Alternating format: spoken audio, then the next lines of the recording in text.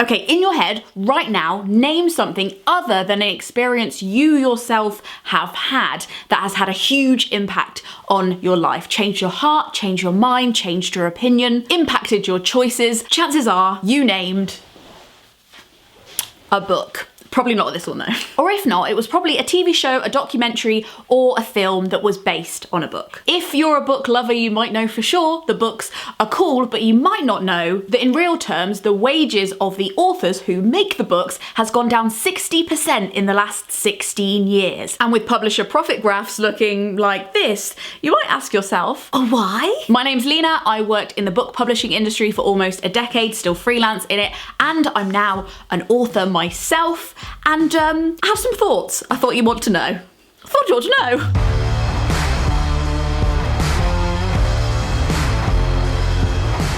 According to the biggest authorities in the book publishing industry, the ALCS and the Society of Authors, in 2006, the median swag authors were carrying home in a sack every year was £12,330.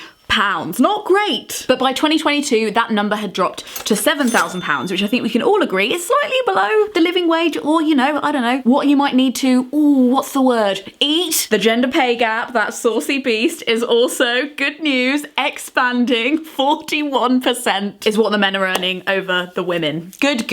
And the percentage of writers earning a full-time living from their careers has dropped from 40% to 19%. And I can tell you for free, those authors that are making a full-time living from their writing won't only be writing their books, they'll also be giving huge top price lectures, adapting their books for the screen or the stage, and they'll just simply be people who are already famous. Politicians' biographies, celebrity biographies, that sort of thing. And of course that follows because the top 10% of authors earn 47% of writing income. Let's all take a moment to let that sink in. As a consumer, or what I prefer to call you, a book lover, the best way to understand what the hell is going on is first to understand how they are paid, what they are paid, and what, if anything, we can do to change it.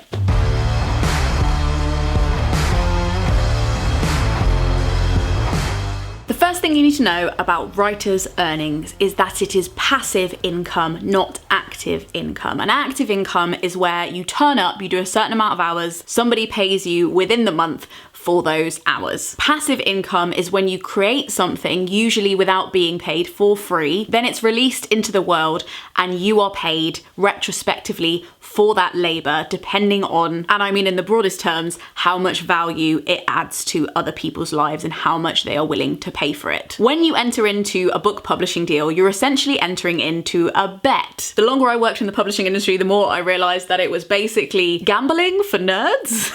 This is how many books they publish every year in the UK. That's a freaking lot of books, and they know that most of them aren't going to sell more than, say, 1,000 copies. But the ones that do sell, they sell. So a publishing house is spreading their bets over hundreds of thousands of titles, whereas you, the author, are betting on your one rickety underdog. In recognition of that and the fact that you have done loads of speculative labour that hasn't yet been paid, the publisher enters into an agreement with you where they pay you what they call an advance. It's a big, sometimes small, lump sum of money to keep you going in the 12 to 18 to 24 months it takes for a book to be published and then start earning out. And the publisher also puts in their speculative investments. That includes labour, marketing budget, typesetting, the cost of printing the book, the cost of designing the cover. And they say, right, if we win, you get 10% of what we earn. But if we lose, you can keep that lump sum of money, that advance, and you don't incur any of the costs of making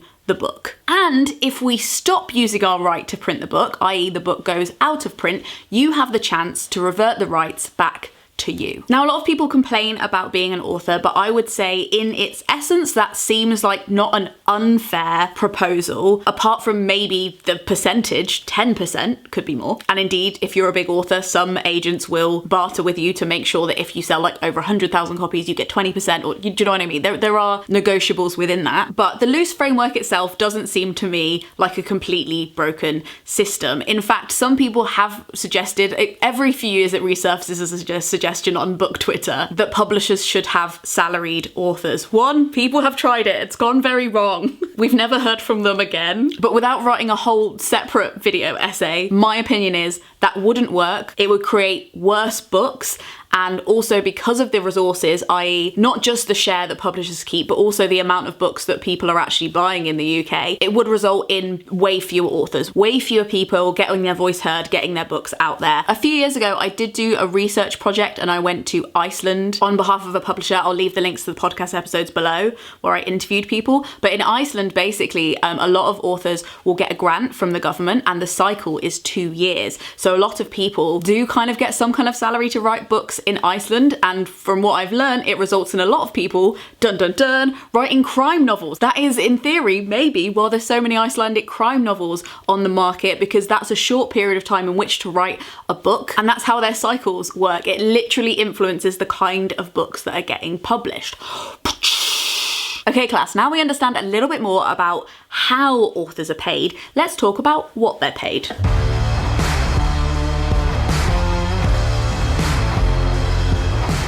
Now, a big part of what you will be paid as an author, as I explained, is the advance. That big lump sum of money at the beginning of your #author journey. The reason agents and authors will push for a big advance is because they're pushing not only for that money, but for that bet. The higher the bet the publisher invests in the book, the more likely they are to make sure the book does well long term. And internally, when a publisher is deciding how much advance to give an author, they do what's called a P&L, a profits and loss. This is all the marketing spend they might want to put into the book. Maybe they want to make fancy foiled proofs, or they want to spray the edges, or they want to do a massive bookshop campaign or an author tour, or they want to pay sensitivity readers. All of that goes into a spreadsheet versus what they think they can sell the book for. Now, to explain this, we're going to have to take a very brief 30-second history trip.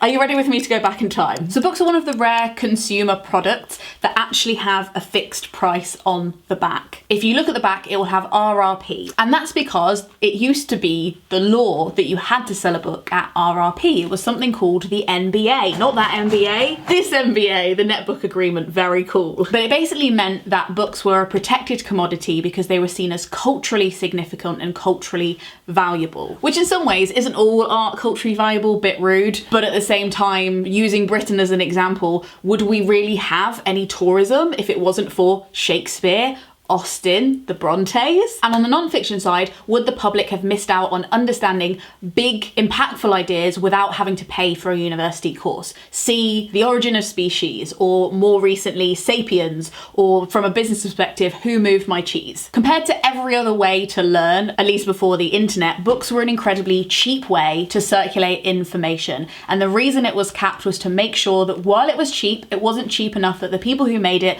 wouldn't be paid fairly. Now in 1997, they put that in the bin, and now author royalties are a percentage of what the publisher gets paid, not what the book is actually worth on the back, the RRP. Weirdly coinciding, with the rise of Amazon. Who's got my detective hat? So for example, the publisher could put a £10 price stamp on this book, and an independent bookshop will usually come along and say, I'd like a 45% discount, please. I'd like to buy this book for £5.50, which is genuinely the discount that a lot of independent bookshops do, and it's very nice of them. And also they can't really barter for any more because they don't have the marketing power. But then there's another story. Waterstones might come in and be like, I'd like a 60% discount, actually. And it's like, okay, we'll sell you the book for £4. And then Amazon will come along and be like, we'd like a 75% discount, and also here are some fees for us selling the book on our site, because we'd like to sell this £10 book at £5, and we'd also still like to make a profit. And depending on who's got their big girl panties on that morning when they're negotiating,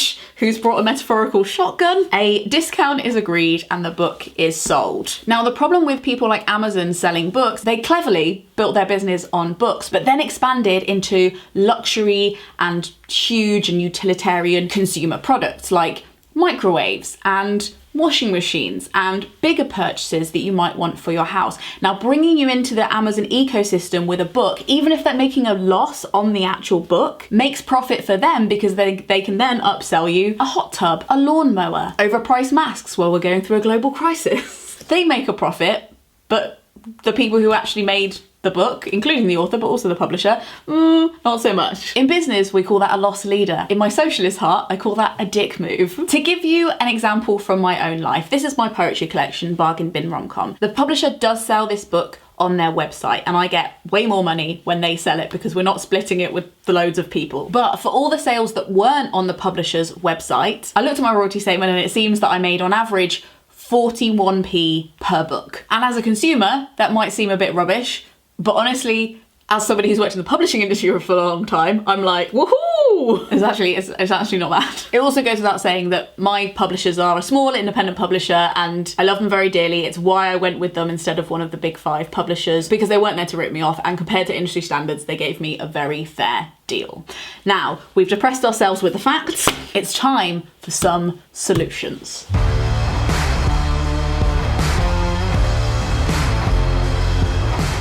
Now, there's no perfect solutions, I know that, you know that, but maybe it's a combination of some of these things. One of the most obvious things that you'd just say if you hadn't sat down for many weeks and thought about it like I have, you might say, get people to pay more for books. And there is an argument I can entertain for that, most definitely. Books are one of the only commodities that are widely available in these things that we take for granted, but if you think about it, it's really wild that they exist. Libraries. You can literally go in and access everything that people are selling for free. In his essay, Books versus Cigarettes, you can see George Orwell agrees, and he lived, a long time ago, and it was still the case, that within all of the things that you can use your money for to get entertainment per hour, per value, books is one of the cheapest things out there. So compared to any other consumer good, raising the price wouldn't decrease the accessibility in the way that it would maybe other products. Most people in the industry don't feel like getting the netbook agreement back is possible, and a lot of people I've talked to don't even think that it would be favourable. They wouldn't want it. I don't know where I fall on that spectrum, but I do feel like it shouldn't be up to the consumer only to fix this problem. And you shouldn't have to know everything I've told you in this video to be able to make a fair decision about how to pay for books. You shouldn't have to have all that knowledge. You should be able to trust the market that it's paying people a living wage. I also think there are other solutions. One of them would be limiting the monopoly in the industry. Obviously not only Amazon, who controls Audible, Abe Books, all these other places you think were owned by themselves but are in fact owned by Amazon, but it's happening on the high street too. Waterstones, of which I used to be a bookseller, doesn't just own Waterstones, it owns Foyles, it owns every Hatchards you've ever seen, and the only substantial indie book chain that is left that hasn't been absorbed by Amazon is, weirdly, Daunt's, which is owned by the current CEO of Waterstones, who is also a descendant of the Daunt family and inherited the business. Good! You could do lots of things to regulate that, but also to give independent booksellers more of a chance. For example, loads of bookshops shut after the netbook agreement, but also loads of bookshops shut after rising rents and the pandemic. A lot of bookshops I saw closing cited rent as the main deciding factor on whether they had to shut up shop. So on that basis, why can't they cap rent or put special protections on for businesses like bookshops that are serving a public interest that the law's already recognised? Books are already an O-rated item, which means that basically even though the netbook agreement is gone, they are recognised in UK law as something more essential than DVDs or clothes, that they're in the category with eggs and you don't pay VAT on them. That's kind of magic. I hope that stays. You could also put into law a minimum percentage of what publishers had to pay in royalties if their company was over a certain threshold of profit, because we wouldn't want to put out of business the smaller publishers that have grown up through this. But while every publishing house I have worked in has declared a huge amounts of profits every year despite whatever is going on in the economy, I think that might be a bit more fair. But then there's also just stuff like UBI, but universal basic income, making it more possible for anyone who wants to write to have some basic means of doing so, even if their book is never taken up by a publisher, or if it is, even if it never sells out its advance or is particularly popular. There's also the Patreon option. Would I want to encourage authors to find other streams of revenue independent from different publishers so that people who really love their books and want to show their appreciation have an opportunity to. But then also, does that run the risk of like trying to get authors to become internet personalities and like grassroots marketers? Because we know that the characteristics it takes to write a beautiful book are not always the characteristics it takes to be a public face. Or maybe I'm wrong. Maybe we should salary authors, give them full-time jobs in publishing houses, put them at desks, make it an imagination factory farm. It still makes me feel sick, I don't know why. And then it begs the question, because of the volume of authors I've met that obviously like it's not their full-time gig, but they often have like a really interesting or different job that keeps their feet on the ground and I think keeps them writing realistic dialogue because they don't spend all of their time in a shed at the bottom of their garden and they go out and they actually talk to people and they see what's going on in the world. I wonder if sometimes not having a full-time job as a writer makes you a better writer. But then also obviously, if I believe in labour rights, I think you deserve the choice. Whatever the solution, we probably should solve it, because not only is the gender pay gap getting bigger, it also means that people from loads of different backgrounds won't literally be able to financially spare the time to write. And in a cost of living crisis, compounded with a crisis of hope, a crisis of happiness, and a crisis of general optimism, at least on a spiritual level, I consider writers to be key workers, and we need to make sure that people aren't disheartened and keep wanting to do it. That said, if you do think about writing and you'd like to be a writer, please write us something true, write us something real, write us something bloody